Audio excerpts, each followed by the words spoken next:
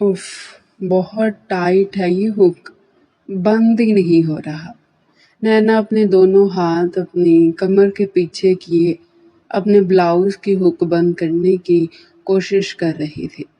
आज उसकी शादी थी और वो अपने लहंगे के ब्लाउज के हुक को बंद करने की कोशिश कर रही थी, जो बहुत ज़्यादा टाइट थे। तभी कमरे का दरवाज़ा खुला था। उसकी छोटी बहन हीरा जानती थी कि वो तैयार हो रही है। कुछ ही देर में ब्यूटेशन भी आने वाली थी और उसने घर पर ही दुल्हन बनना था। नैना को लगा कि कमरे में हीरा आई है, क्योंकि कमरे के लॉक की चाबी उसी के पास थी। नैना की दरवाजे की जानिब पुश्त थी। उसने कहा, हीरा प्लीज ये हुक बंद कर दो, बंद ही नहीं हो रही। वो ड्रेसिंग टेबल के पास से भी हट चुकी थी।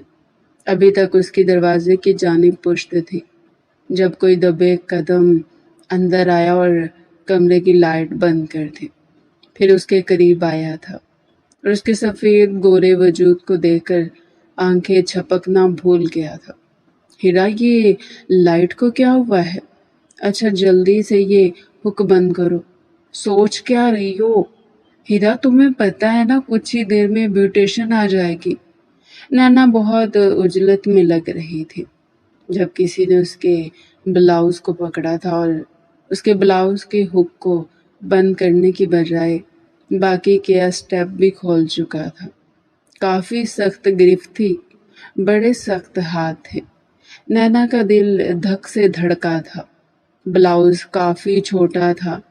अभी उसने अपना लहंगा ऊपर तक नहीं किया था, बस तहबंद तक ही था।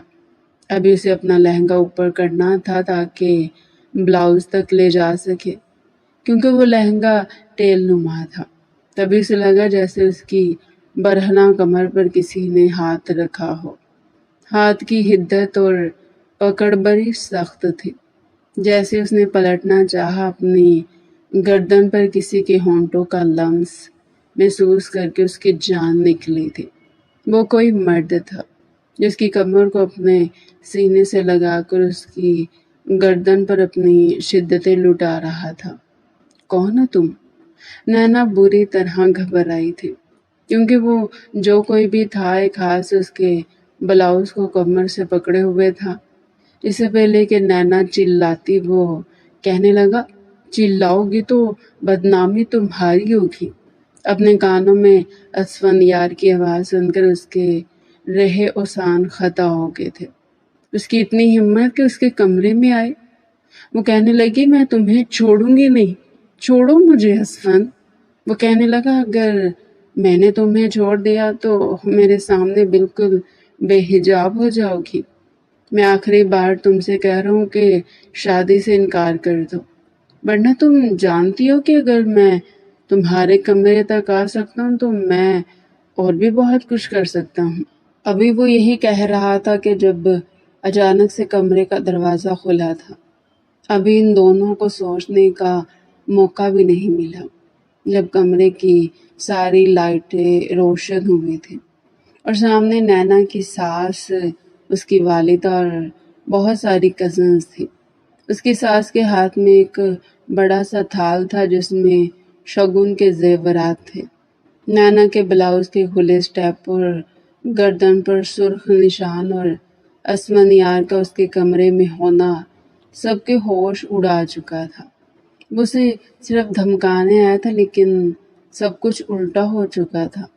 वो चाहता था कि वो उसे धमकाए और अपनी बात मनवा ले, लेकिन नैना की तो जैसे जान निकली थी।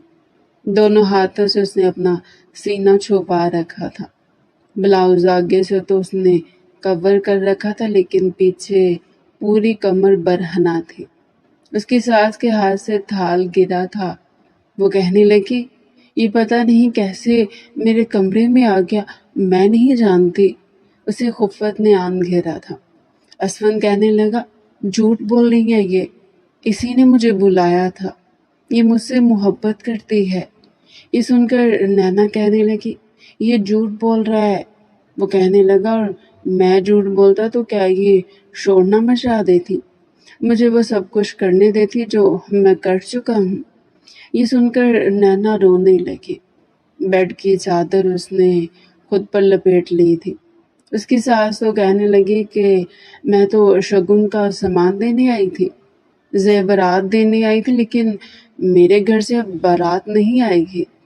اس کی والدہ اس کی ساس کی منتیں کرنے لگی کہ یہ لڑکا جھوٹ بول رہا ہے، لیکن کوئی بھی سننے کو تیار نہیں تھا۔ بات مردوں تک پہنچ گئی۔ نینا نے ایک عام سا لباس پہن لیا تھا۔ اس کے والد اور چچا کو جب پتہ چلا تو اس کے چچا نے اپنے بیٹے اسفندیار کو بہت مارا کہ یہ تم نے کیا کیا ہے؟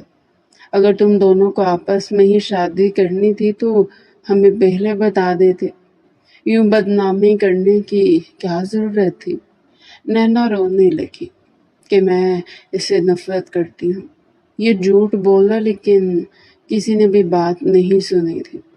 دوسری جانب گلفام کے گھر والے بہت باتیں کر رہے تھے کہ آپ لوگوں نے ہماری بدنامی کروا دی۔ آپ کی بیٹی نے منہ ہی کالا کرنا تھا تو ہمیں آپ لوگ انکار کر دیتے، ہماری ساری برادری میں ہماری بدنامی ہو جائے گی، اس لیے اپنے خاندان کی ہی کسی لڑکی کے ساتھ ہمارے بیٹے گلفام کا رشتہ طے کریں اور رات کو اس کا نکاح گلفام کے ساتھ کر دیں۔ جس قدر بدنامی ہو چکی تھی اور اسفندیار سب کچھ اپنے سر پر لے چکا تھا اور اپنے ساتھ ساتھ نینا کو بھی بدنام کر چکا تھا۔ رات کے 1 بجے گلفام کی بارات آئی اور اسفندیار کی چھوٹی بہن جویریہ سے اس کا نکاح ہو گیا، اور دوسری طرف وہ بہتے آنسوؤں کے ساتھ مجبوراً اسفندیار کی دلہن بنی تھی۔ بارات میں آئے ہوئے مہمان چیموگیاں کر رہے تھے کہ ایسا بھی کیا ہو گیا، لیکن دونوں گھر والوں نے چپ رہنے میں ہی عافیت سمجھی، کیونکہ بدنامی ہو جاتی۔ جویریہ رخصت ہو کر گلفام کے ساتھ جا چکی تھی اور نینا اسفندیار کے کمرے میں بیٹھی تھی۔ جس قدر وہ ذلت برداشت کر چکی تھی، اس کا جی چاہا کہ اپنے آپ کو ختم کر لے یا اسفندیار کو جان سے مار ڈالے۔ بچپن سے اب تک کبھی اسفندیار نے اس سے ٹھیک سے بات نہیں کی تھی۔ وہ مان ہی نہیں سکتی تھی کہ وہ اس سے محبت کرتا اور اس نے یہ سب کچھ محبت میں کیا ہے۔ بس اسے یہ بات برداشت نہیں تھی کہ گلفام ایک اچھا خاصا کھاتے پیتے گھرانے کا نوجوان تھا۔ وہ اسفندیار سے زیادہ اچھی شخصیت کا مالک تھا اور اسے زیادہ کماتا تھا۔ شاید یہ بات اسفندیار سے برداشت نہیں ہوئی تھی کہ جس کزن سے اس نے اتنی نفرت کی ہے وہ اس سے بھی اونچے گھرانے کی بہو بنے۔ نینا کا بس نہیں چل رہا تھا کہ کیا نہ کر گزرے۔ غصے میں آ کر اس نے ڈریسنگ ٹیبل پر رکھے سارے پرفیوم دیوار پہ مار کر توڑنے کی کوشش کری۔ شیشے کے گلدان زمین پر پھینک چکی تھی۔ جب اسفندیار کمرے میں داخل ہوا، اسے بھپری شیرنی بنے دیکھا تو کمرے کا دروازہ بند کیا۔ کہنے لگا، یہ کیا تماشا لگا رکھا ہے تم نے؟ سارے کانچ کیوں توڑ رکھے ہیں؟ وہ کہنے لگی، اگر تم نے میرے قریب آنے کی کوشش کی تو یاد رکھنا، یا میں تمہیں جان سے مار ڈالوں گی یا خود کو ختم کروں گی۔ تمہیں شرم نہیں آئی میرے ساتھ یہ سب کچھ کرتے ہوئے اور مجھ پر الزام لگاتے ہوئے؟ میں تھوکتی ہوں تم پر، نفرت کرتی ہوں تم سے، تمہاری زندگی جہنم بنا کے رکھ دوں گی۔ آنکھوں سے آنسو بہہ رہے تھے، لیکن بے تحاشا غصے میں تھی۔ وہ اپنے شوز سے کانچ کے اوپر چلتا ہوا وہاں تک پہنچا تھا اور ایک ہی پل میں اس کا عروسی دوپٹہ اتار کر دور پھینکا تھا۔ نفرت کرتی ہو مجھ سے؟ میں تمہیں بتاؤں نفرت کیا ہوتی ہے۔ آج رات میں تم سے نفرت کروں گا اور ایسی نفرت کروں گا کہ تمہیں لفظ نفرت سے بھی نفرت ہو جائے گی۔ یہ کہہ کر اس نے اس کا گلا پکڑ کر بڑی بے دردی سے کھینچا تھا۔ اگلے ہی پل دوسری جانب گلفام بھی کمرے میں بڑے غصے سے داخل ہوا تھا۔ پچھلے 4 مہینے سے اس کی آنکھوں نے نینا کے خواب دیکھے تھے، جو کہ ایک حسین لڑکی تھی، بے تحاشا خوبصورت۔ پہلی بار اسے دیکھ کر اس پر دل ہار بیٹھا تھا۔ اس نے پہلی بار اس لڑکی کو ڈیبٹ کرتے ہوئے یونیورسٹی میں دیکھا تھا۔ اب وہ ایک بہت بڑے بزنس مین کا بیٹا تھا اور اسی حیثیت سے یونیورسٹی میں ان اسٹوڈنٹ کو میڈل دینے گیا تھا جس کی تقریر سب سے زیادہ اچھی ہوئی تھی یا جو مقابلے میں جیت جا تھا۔ لیکن جیسے ہی وہ آڈیٹوریم میں داخل ہوا، سامنے اسٹیج پہ کھڑی لڑکی کو دیکھ کر، اس کے حسین سراپے کی اور با اعتمادی کو دیکھ کر وہ کچھ پل تو وہیں کھڑا رہا۔ وہ لڑکی حسن کی ملکہ تھی، سادگی میں بھی ہوش اڑانے کی حد تک حسین تھی اور بڑے اعتماد سے اپنے موضوع پر دلائل بھی دے رہی تھی، تقریر بھی کر رہی تھی، ہر انداز سے بالکل پرفیکٹ۔ وہ سامنے جا کر مہمان خصوصی کی کرسی پر بیٹھ چکا تھا۔ جب تک نینا تقریر کرتی رہی، گلفام مکمل اس میں کھو چکا تھا۔ جیسے ہی تقریری مقابلہ ختم ہوا تو دو لڑکیوں میں ٹائی ہوا تھا اور اتفاق تھا کہ ایک نینا تھی اور ایک اس کی چچا زاد جویریہ جو اسی کی ہم عمر تھی۔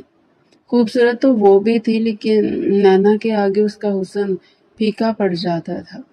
وہاں موجود پرنسپل نے فیصلہ سامنے بیٹھے گلفام افندی پر چھوڑا تھا کہ وہ کسے پہلا انعام دیتا ہے۔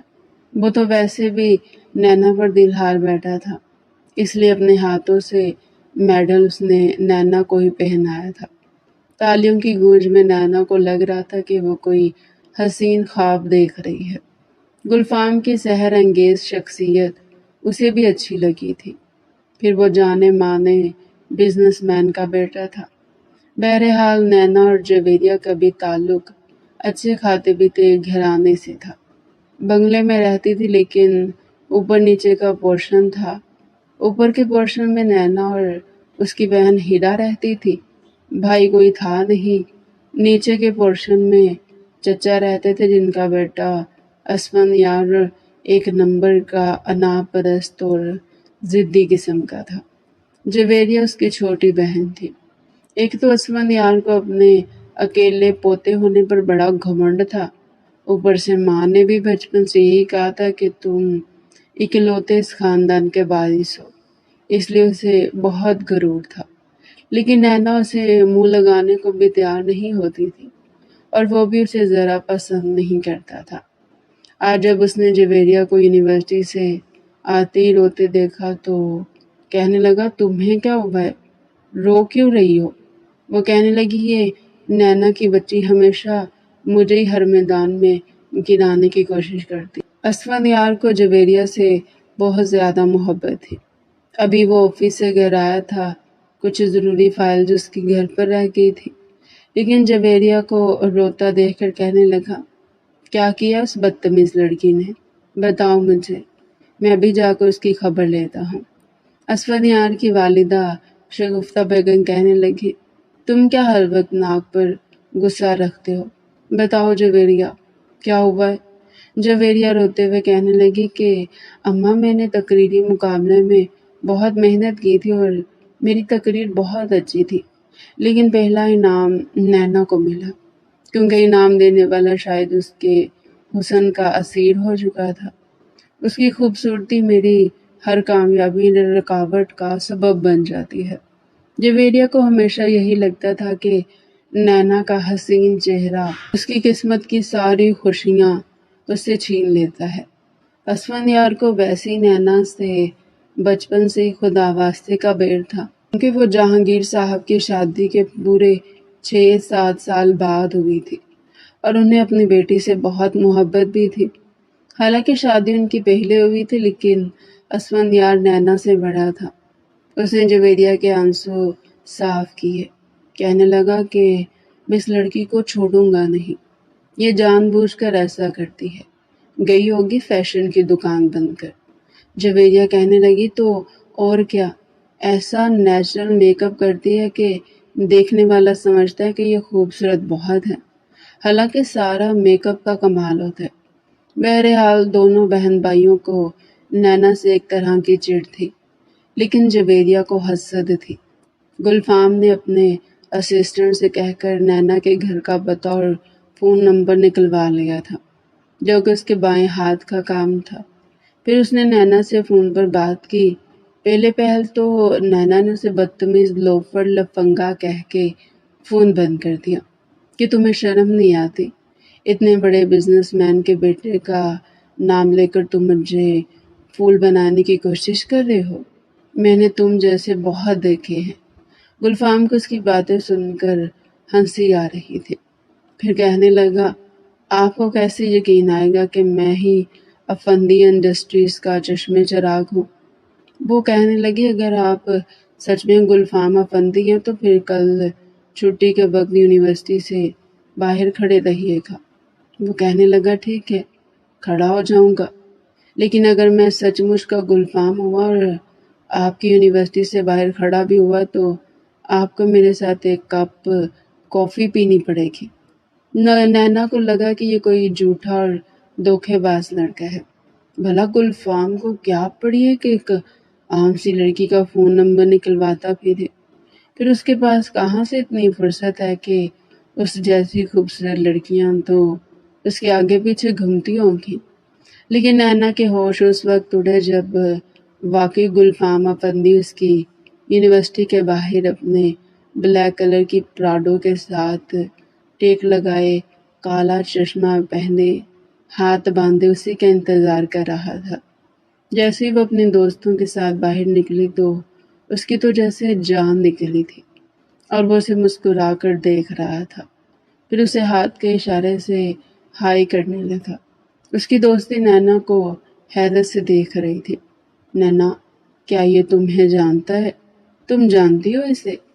جانتی ہو یہ وہی ہے ہمارے شہر کے سب سے بڑے بزنس مین کے بیٹے گلفام افندی۔ نینا کو تو اپنی آنکھوں پر یقین نہیں آ رہا تھا۔ اب وہ اپنے دوستوں کے ساتھ ہی آگے کی جانب بڑھی تھی۔ جویریہ بھی دیکھ چکی تھی۔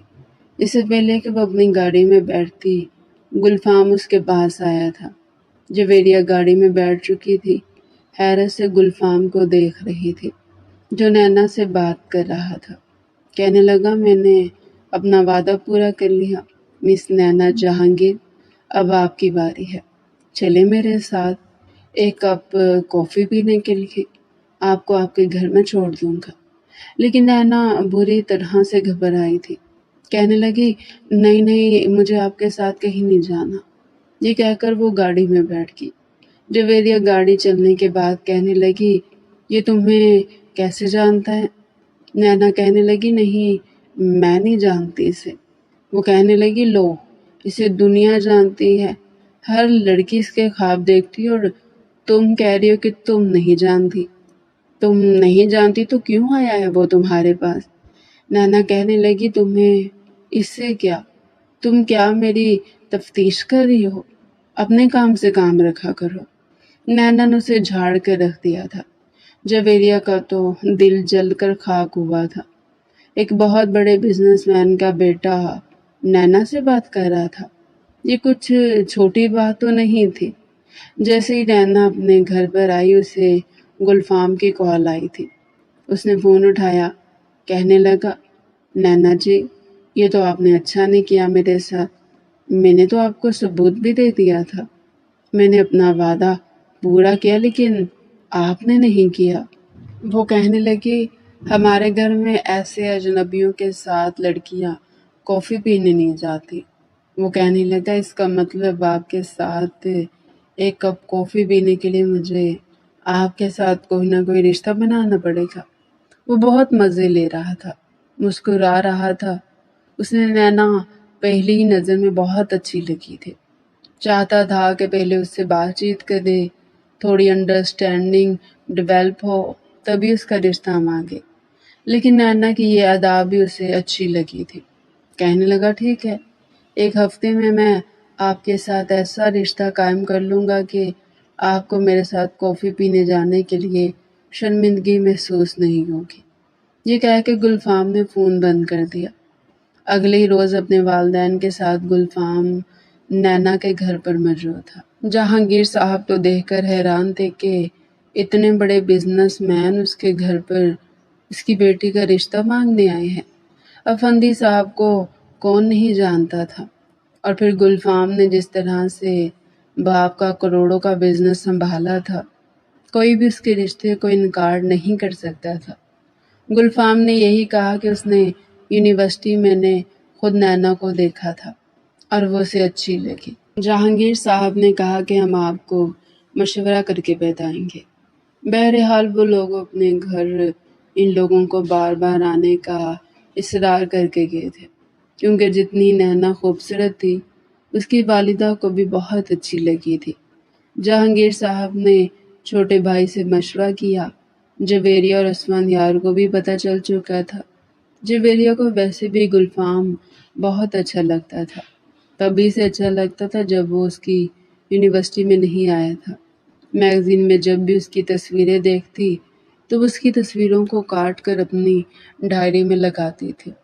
اس کے خواب تو وہ کافی عرصے سے دیکھ رہی تھی، لیکن جب پتہ چلا کہ نینا کے لیے اس کا رشتہ منظور کر لیا گیا تو وہ بہت روئی تھی۔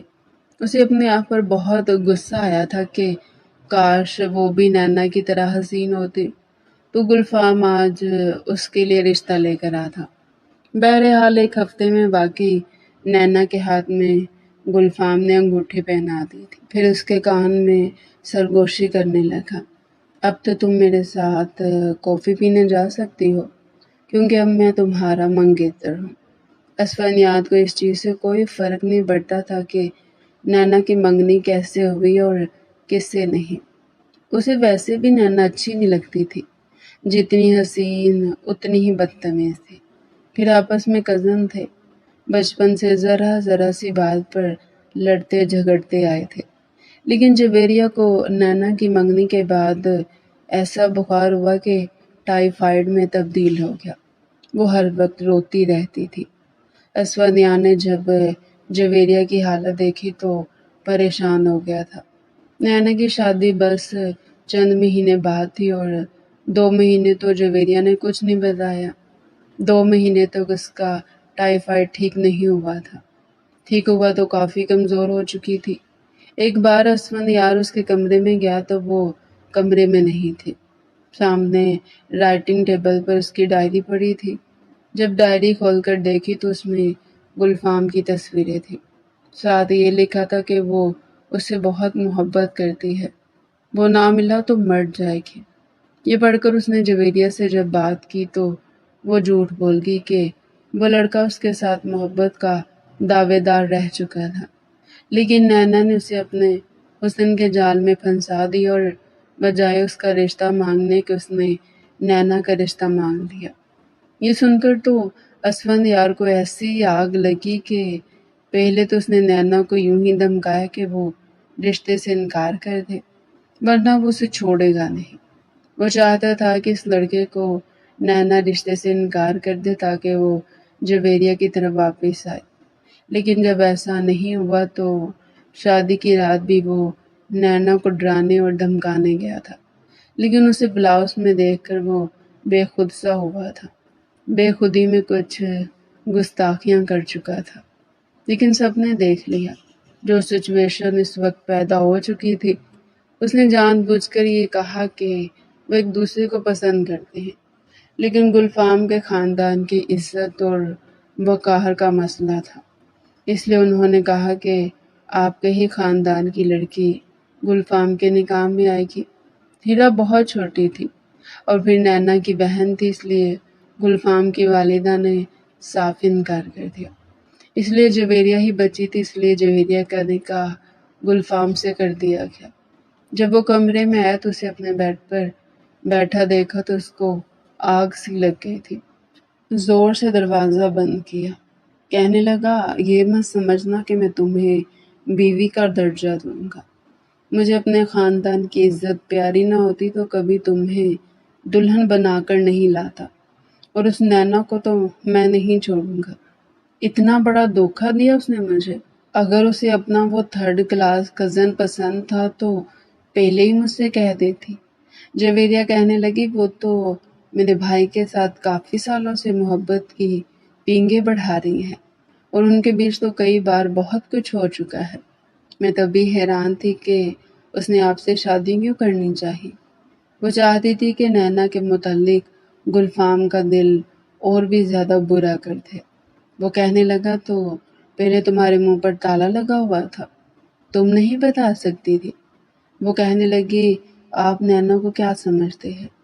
اگر میں بتاتی اور آپ انکار کر دیتے اور میرا نام آ جاتا تو وہ تو مجھے چھوڑتی ہی نہیں، میری جان نکال دیتی۔ آپ میرے ساتھ رشتہ قائم نہیں کرنا چاہتے تو کوئی بات نہیں، میں آپ کے نام پر بھی زندگی گزار لوں گی۔ اپنے چہرے پر مظلومیت اور معصومیت لاتے ہوئے جویریہ نے کہا تھا۔ گلفام الماری سے اپنا آرام دہ لباس لے کر واش روم چلا گیا۔ واپس آیا تو کہنے لگا جاؤ جا کر صوفے پر لیٹو، میں اپنے بیڈ پر اپنی ناپسندیدہ لڑکی کو برداشت نہیں کر سکتا۔ جویریہ نے اٹھ کر کپڑے تبدیل کیے اور صوفے پر لیٹ گئی، لیکن سوچ چکی تھی کہ گلفام کا دل نینا سے کھٹا کر کے اسے اپنی طرف مائل کر ہی لے گی۔ وہ اپنے ساتھ آن لائن منگوایا ہوا انتہائی بے باک سا نائٹ سوٹ بھی لے کر آئی تھی، جسے لگا تھا کہ وہ سہاگرات کو پہنے گی۔ اسے کہاں پتا تھا کہ بہت جلدی سے یہ پہننے کا موقع بھی مل جائے گا۔ اس وقت جب واش روم سے نکلی تو اسے لگا کہ اسے اس نائٹ سوٹ میں دیکھ کر گلفام کا دھیان تو یقیناً اس کی جانب آئے گا، مگر اس کے سارے خواب اس وقت ہوا ہو گئے جب اس نے ایک نظر گلفام پر ڈالی جو دوسری جانب منہ کیے سو رہا تھا۔ بری طرح وہ بدمزہ ہوئی تھی اور ایک بار پھر آرام دہ لباس پہن کر صوفے پر لیٹ چکی تھی۔ دل میں یہ بات کرنے لگی تھی کہ مسٹر گلفام کتنی راتیں صبر کرو گے؟ بیوی تو میں تمہاری ہی ہوں، کب تک مجھ سے دور رہو گے؟ میں نے بھی تمہیں اپنے جال میں نہ پھنسایا تو میرا نام بھی جویریہ نہیں۔ دوسری جانب نینا گلدان اٹھا کر کھڑی تھی، کانچ کے ٹکڑوں کو پیروں کے نیچے دیتا اسفندیار آگے بڑھ کر اس کے ہاتھ سے گلدان کھینچ چکا تھا اور ایک جھٹکے سے اس کا بلاؤز کھینچ ڈالا جو پہلے اسے ٹائٹ تھا اور بامشکل ایک ہک کے زور پر اٹکا ہوا تھا۔ نینا اس افتاد کے لیے بالکل تیار نہیں تھی۔ بلاؤز ایک جھٹکے سے کھل کر زمین بوس ہو چکا تھا اور نینا کا حسین سراپا اسفندیار کے بالکل سامنے تھا۔ وہ دونوں ہاتھوں سے خود کو چھپانے لگی۔ دوپٹہ پہلے وہ اتار چکا تھا، پھر اپنے لبوں پر زبان پھیر کر کہنے لگا کہ ویسے بات تو ٹھیک ہے، حسین تو تم واقعی بہت ہو اور آج اپنے سب سے بڑے جانی دشمن کی قید میں ہو۔ اگر تم نے کسی طرح کی چالاکی کرنے کی کوشش کی یا شور مچایا تو صبح کس منہ سے کمرے سے باہر جاؤ گی؟ سب تو یہی کہیں گے کہ ارے باپ رے باپ، اسفندیار نے تو اپنی بیوی کی چیخیں نکال دی، میرا نام تو اونچا ہو جائے گا مگر تم۔ اس سے پہلے کہ وہ کچھ اور بولتا، نینا نے فوراً غصے سے جب کچھ اور نہ ملا تو اپنے ہاتھ سے انگوٹھی اتار کر اس کی طرف اچھالی تھی۔ وہ انگوٹھی سیدھی آ کر اسفندیار کی گردن پر لگی، درد سے چیخ نکلتے رہی تھی۔ اسفندیار کو غصہ آ چکا تھا، مارے غصے کو اس نے نیچے گرے ہوئے کانچ کے ٹکڑے اٹھائے اور نینا کی طرف بڑھا، کہنے لگا آج تم میرے ہاتھوں سے نہیں بچ پاؤ گی، آج میں تمہیں نہیں چھوڑوں گا، تمہارا قتل ہونا میرے ہاتھوں میں ہی لکھا ہے۔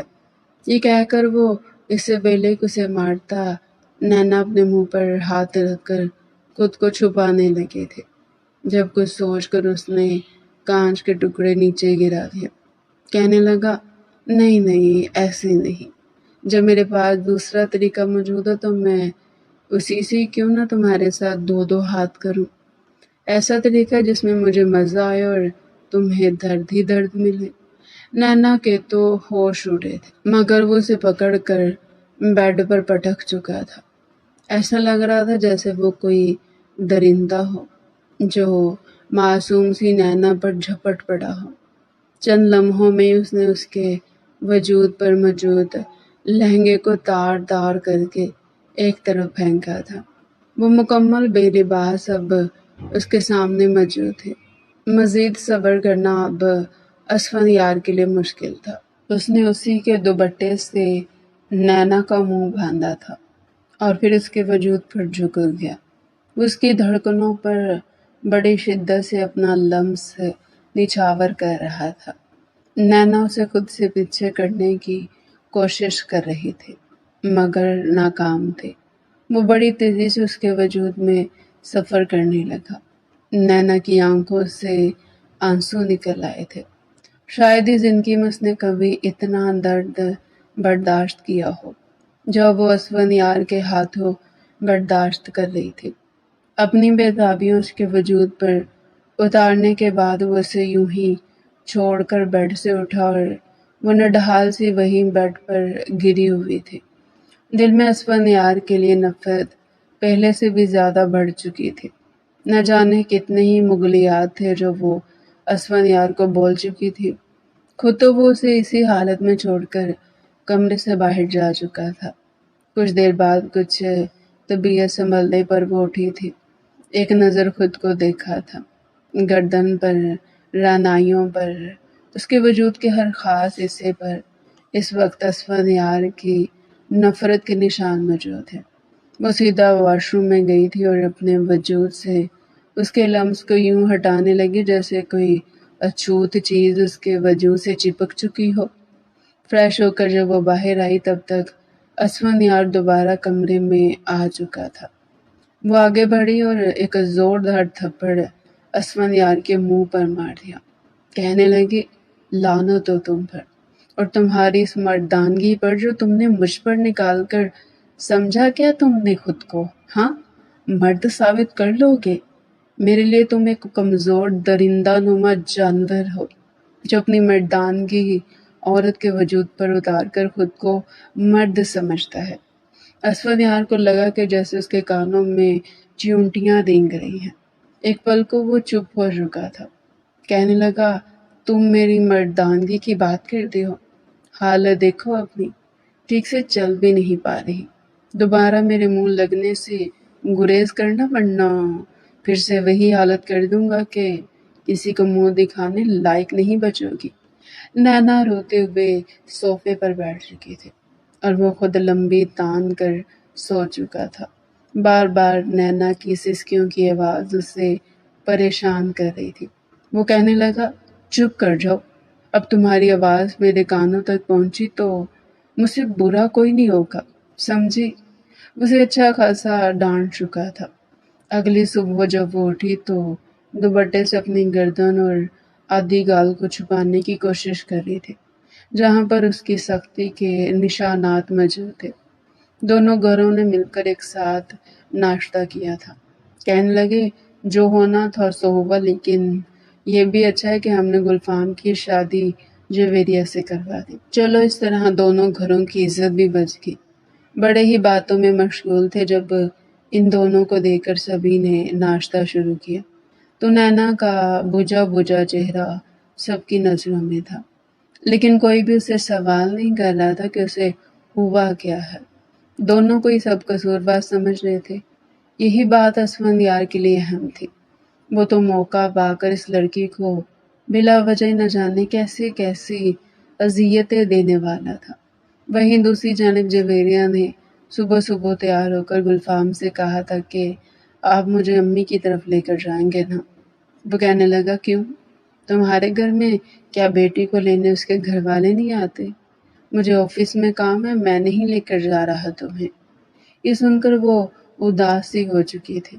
کہنے لگی کہ یہ آپ کیسی باتیں کر رہے ہیں؟ جانتے تو ہیں کہ کن حالات میں ہماری شادی ہوئی ہے، پلیز میرے ساتھ چلیں۔ مگر گلفام دوبارہ اس گھر میں نینا کا چہرہ نہیں دیکھنا چاہتا تھا، مگر بھی اس کی ماں کے کہنے پر مجبوراً اسے جویریہ کو لے کر ہی جانا پڑا۔ اس کی ماں اسے کہہ رہی تھی کہ بیٹا یوں تم منہ چھپا کر کیا ساری زندگی پھرتے رہو گے؟ تمہیں جانا چاہیے، ورنہ نینا سمجھے گی کہ شاید تم اس کی محبت میں، اس کے احساس میں کھل رہے ہو، تبھی اس کا سامنا نہیں کرنا چاہتے۔ اپنی بیوی کے ساتھ تمہارا تعلق جیسا بھی ہو مگر تمہیں اس کے سامنے خوش رہنا ہوگا۔ یہ سن کر گلفام نے بھی ایک گہری سانس خارج کیے تھے۔ اور جویریہ کے ساتھ اپنے سسرال پہنچ چکا تھا۔ پہلے ہی دعوت کی تیاری مکمل کر لی گئی تھی۔ نینا اور گلفام کی نظریں کچھ دیر کے لیے ٹکرائی تھی، مگر گلفام کی آنکھوں میں بس نفرت ہی نفرت تھی، جبکہ نینا خود کو جویریہ کی جگہ محسوس کر رہی تھی۔ اگر اس کی شادی گلفام سے ہو جاتی تو گزشتہ رات اور پھر آج کا دن اس کی زندگی کا سب سے حسین اور خوشحال دن ہوتا۔ یہ سوچ کر وہ ایک گہری سانس خارج کر کے رہ گئی۔ تبھی اسفندیار اس کے پیچھے آیا تھا۔ کہنے لگا، کیا دیکھ رہی ہو؟ میری بہن گلفام کے ساتھ کتنی پیاری لگ رہی ہے نا؟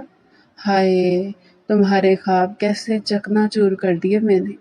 تم جانتی ہو جویریہ شروع سے گلفام کو پسند کرتی ہو، تو پھر تم تو جانتی ہو کہ میں نے آج تک اپنی بہن کی کسی بات کو بھی نہیں ڈالا۔ اس کی شادی میں گلفام سے کروانے کے لیے کسی حد تک بھی جا سکتا تھا، پھر چاہے تمہیں بدنام ہی کیوں نہ کرنا پڑتا، مگر خدا کی قسم یہ نہیں سوچا تھا کہ تم جیسی بلا میرے ہی گلے پڑ جائے گی۔ وہ نفرت سے یہ سب کچھ کہتا ہوا وہاں سے ہٹا تھا۔ ایک کے بعد ایک انکشافات نینا پر ہو رہے تھے۔ اس کا تو دماغ گھوم کر رہ چکا تھا۔ گلفام کی آنکھوں میں مسلسل نفرت اور طنز وہ برداشت نہیں کر سکتی تھی۔ وہ یہ سوچ ہی چکی تھی کہ وہ گلفام کو جویریہ اور اسفندیار کی حقیقت ضرور بتائے گی، جنہوں نے اس کی زندگی خراب کرنے کی کوشش کی تھی۔ وہ بس بہانے سے اسے یہ سب بتانا چاہتی تھی، مگر جیسے ہی گلفام نے نینا کو اپنی طرف بڑھتے دیکھا تو فوراً اپنا ہاتھ جویریہ کے کندھے پر رکھ لیا۔ کہنے لگا کہ قسم سے آپ کی بیٹی بہت زیادہ اچھی ہے۔ جانتی ہیں آج اس کو ہمارے گھر میں پہلا دن تھا، پھر بھی صبح صبح اٹھ کر اس نے ماما کے ساتھ مل کر ناشتہ تیار کروایا، میرے لیے اپنے ہاتھوں سے کافی بنا کر لائے۔ وہ شوق نظروں سے جویریہ کو دیکھ رہا تھا، اور جویریہ تو شرمائی ہی جا رہی تھی۔ اسے تو خود نہیں پتا تھا کہ یہ سب کچھ ہوا کب تھا۔ وہ تو اٹھی 11 بجے تھی۔ دعوت سے فری ہوتے وہ سیدھا اپنے پورشن میں گئی تھی اور اپنی ماں کے گلے لگ کر پھٹ پھٹ کر رونے لگی۔ اس کی ماں ابھی بھی اس سے ناراض تھی۔ ہیرا بھی منہ بنا کر بیٹھی تھی۔ جب وہ وہاں پر بیٹھ کر تسلی سے اپنی ماں کو پوری حقیقت بتانے لگی کہ کس طرح اس نے ہیرا کو آواز دے کر اپنا حق بند کرنے کو کہا تھا، مگر یہ کمینہ خبیث اسفندیار وہاں پر آ گیا اور میرے ساتھ یہ غلط حرکت کر دی۔ یہ صرف اور صرف بدلہ لینے کے لیے سب کچھ کر رہا تھا۔ اپنے شوہر کے لیے کمینہ خبیث نام کے لفظ نکالتے ہوئے دیکھ کر اس کی ماں تو بھڑک ہی اٹھی تھی۔ کہنے لگی، ہائے ہائے بے عقل لڑکی، شوہر ہے وہ تمہارا، کوئی کزن نہیں ہے جسے تم گالیاں دیے جا رہی ہو۔ جانتی بھی ہو شوہر کو ایسا کہنے پر کتنا سخت گناہ ہوتا ہے۔ توبہ کرو، اب جو کچھ بھی ہے تم اسی گھر میں میری نظروں کے سامنے ہو۔ اسفندیار نے اگر تمہارے ساتھ کچھ بھی غلط کیا تو نہ ہم چپ بیٹھیں گے اور نہ ہی تمہارے چچا چچی چپ رہیں گے، سمجھے؟ تم ہم سب کی آنکھوں کا تارا ہو۔ شادی تو تمہاری ہو چکی اور رہنا اب تم نے اسفندیار کے ساتھ ہی ہے۔ اس کی ماں بھی ہاتھ کھڑے کر چکی تھی۔ وہ کمرے میں آئی تو سامنے اسفندیار نیم دراز بیڈ پر بیٹھا تھا، جوتے پاؤں میں یوں ہی پہنے تھے اور پاؤں کو ہلا رہا تھا۔ نینا کو دیکھ کر کہنے لگا، اے لڑکی۔ نینا نے اسے پلٹ کر دیکھا اور کہنے لگی، تمیز نہیں ہے کیا؟ وہ کہنے لگا، بیوی پاؤں کی جوتی ہوتی ہے، اس کو پاؤں کی جوتی سمجھ کر ہی بلانا چاہیے۔ وہ کہنے لگی، اچھا، جو خود فقیر ہو نا وہی بیوی کو پاؤں کی جوتی سمجھتے ہیں، بادشاہ ہوتے تو بیوی کو سر کا تاج بنا کر رکھتے۔ وہ کہنے لگا، نہ میں بادشاہ ہوں اور نہ تم کسی راجا کی رانی ہو، نہ مجھے شوق ہے تم جیسی لڑکی کو تاج کی طرح سر پہ سوار کرنے کا۔ اب دیکھ کیا رہی ہو؟ آؤ آ کر میرے جوتے اتارو اور میرے پاؤں دباؤ۔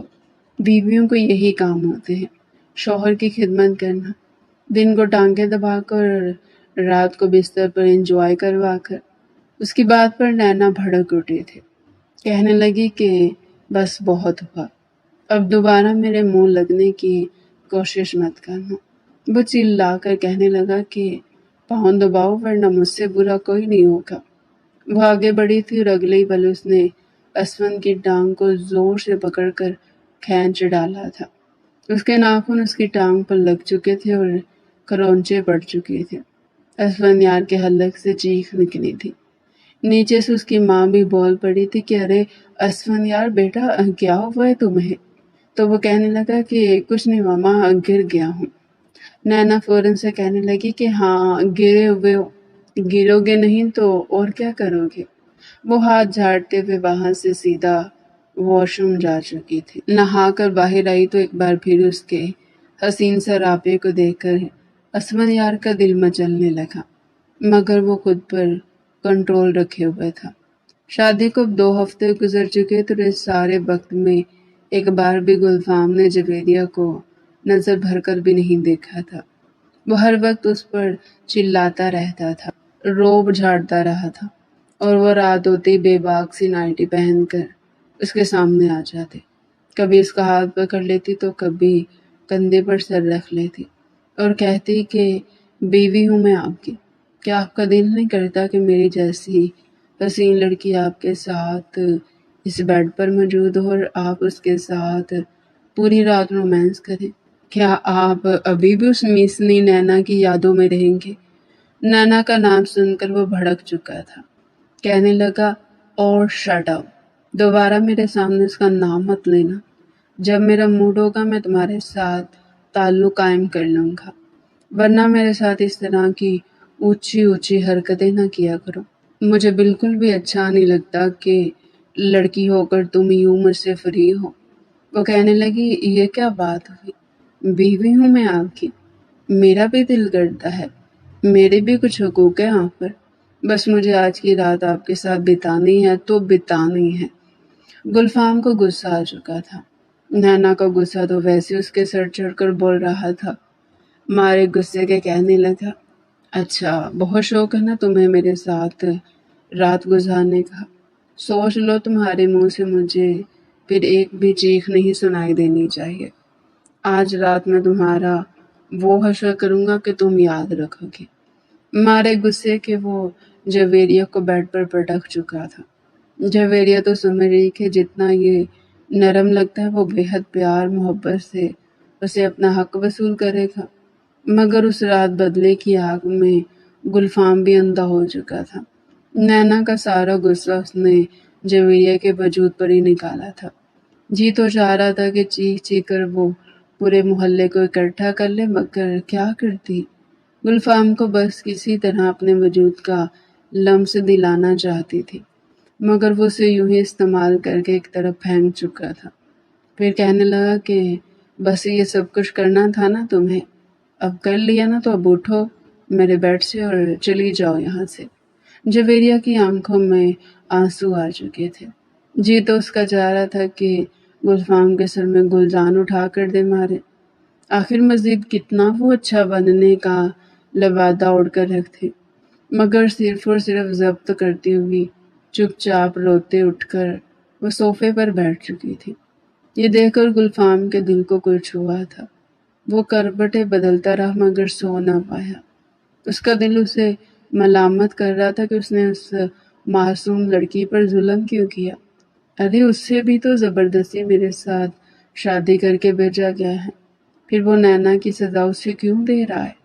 اگلے روز وہ اس کے پاس آیا تو اس سے معافی مانگنے لگا، کہنے لگا کہ مجھے معاف کر دو پلیز، اور جویریہ تو بس یہی چاہتی تھی۔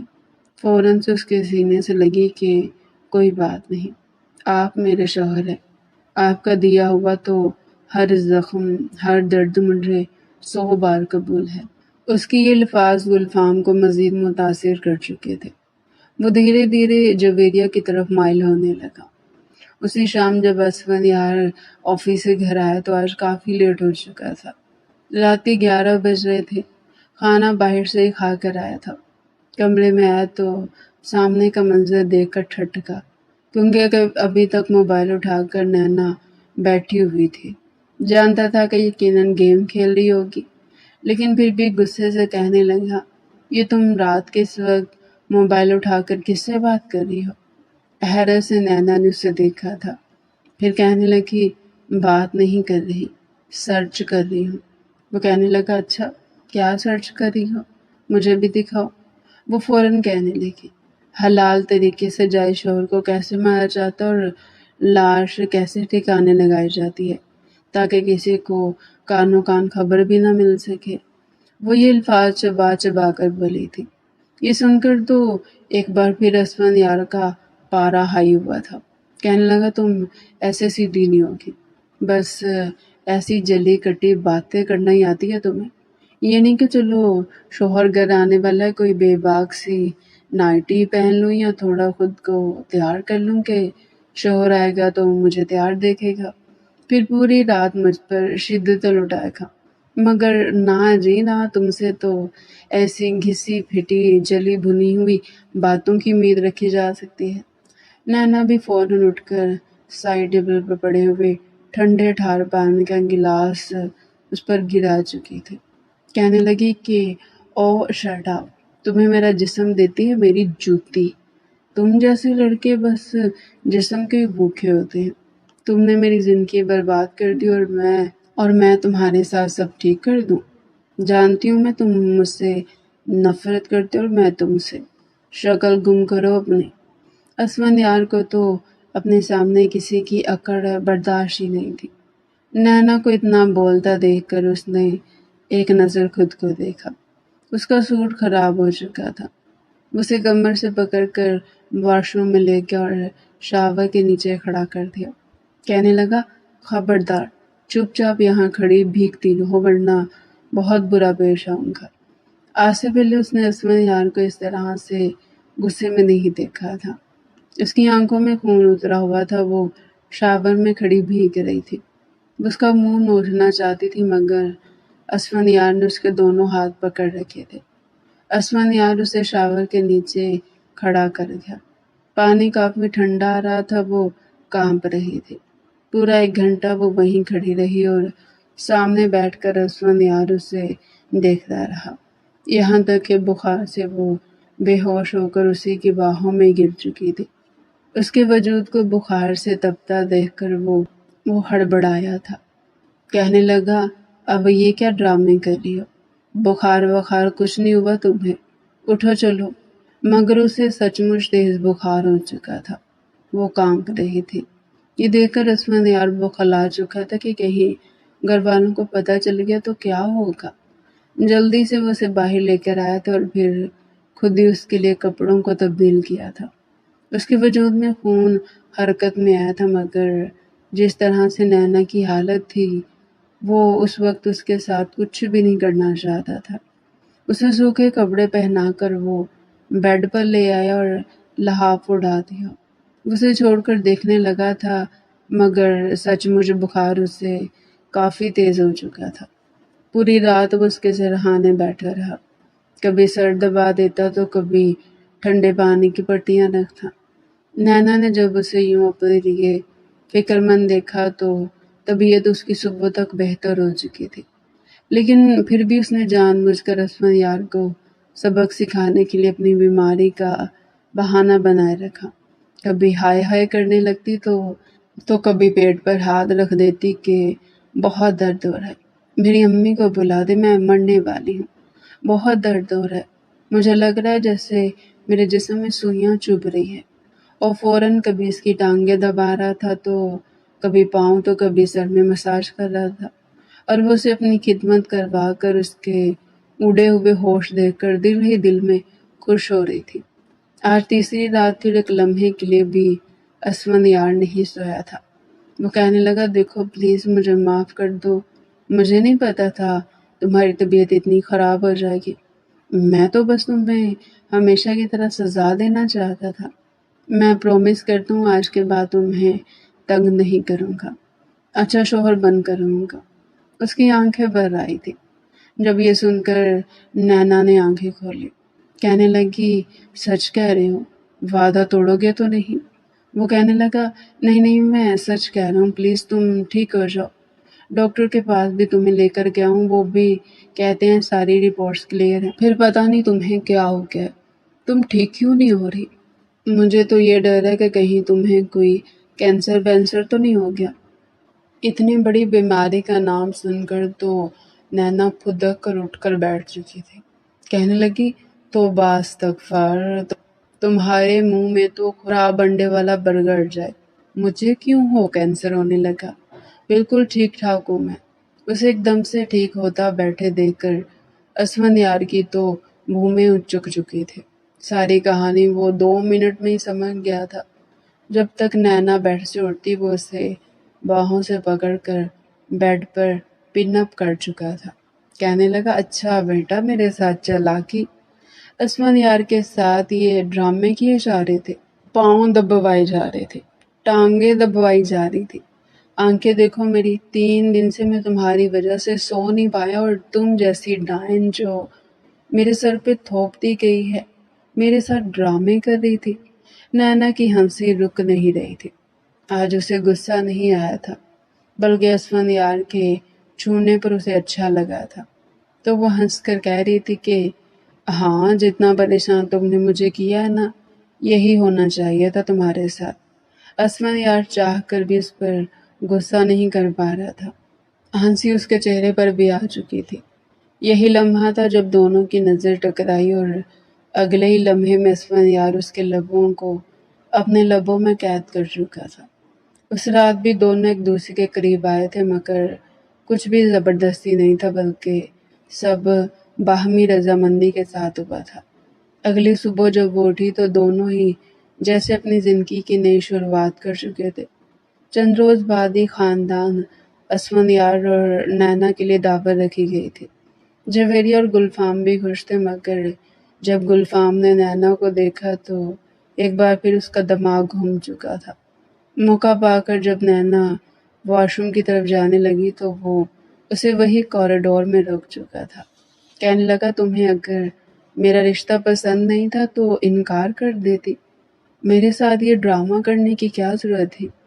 میں بار بار سوچتا ہوں تو ڈپریشن کا شکار ہو جاتا ہوں۔ تو نینا نے جب اسے یوں پریشان دیکھا تو ایک گہری سانس خارج کر کے رہ گئی۔ کہنے لگی کہ دیکھیے مسٹر گلفام، جو کچھ ہونا تھا سو ہو چکا۔ آپ کی شادی جویریہ کے ساتھ ہوگی۔ شاید جویریہ آپ کو مجھ سے زیادہ پسند کرتی تھی اور آپ کو محبت سے رکھے گی۔ اس کے بعد وہ گہری سانس خارج کر کے پوری حقیقت گلفام کو بتا چکی تھی۔ گلفام کو جویریہ پر غصہ آیا تھا، مگر نینا اسے قسم دے چکی تھی کہ پلیز، اس نے جو کچھ کیا آپ کی محبت کے لیے کیا۔ میں اپنی زندگی میں خوش ہوں اور آپ اپنی زندگی میں خوش رہیے۔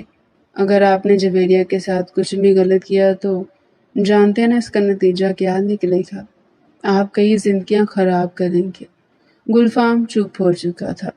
بہرحال اس کے دل میں جو نینا کے لیے نفرت تھی وہ بھی ختم ہو چکی تھی، اور دونوں ہی اپنی اپنی زندگی میں اپنے اپنے ہمسفر کے ساتھ آگے بڑھنے لگے۔